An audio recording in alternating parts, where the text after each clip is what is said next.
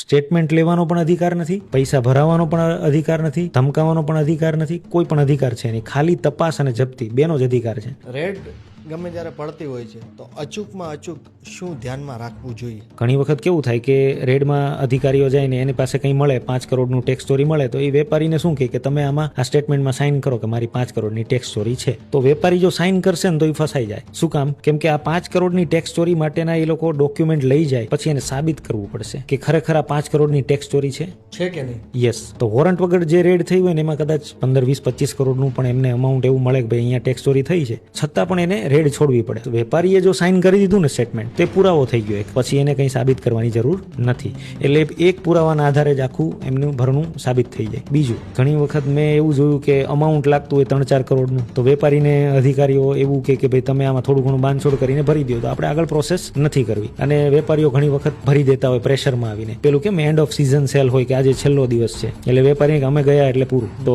વેપારીને બી એવું થાય કે અહીંયાથી ગયા એટલે પછી આપણા હાથમાં કંઈ છે નહીં, લઈને બધું જતા રહેશે, એટલે આપણે અત્યારે પૈસા ભરી દઈએ તો આપણે હેરાન ઓછા થઈશું. તો ઘણી વખત એ સ્પોટ પેમેન્ટ કરી દેતા હોય. સ્પોટ પેમેન્ટ કરાવવાનો ખરેખર રેડમાં કોઈ અધિકાર નથી. સ્ટેટમેન્ટ લેવાનો પણ અધિકાર નથી, પૈસા ભરાવાનો પણ અધિકાર નથી, ધમકાવવાનો પણ અધિકાર નથી, કોઈ પણ અધિકાર છે નહીં. ખાલી તપાસ અને જપ્તી બેનો જ અધિકાર છે. હેલો મિત્રો, આવી જ વધારે રીલ્સ જોવા માટે તમે આ પેજને ફોલો કરો.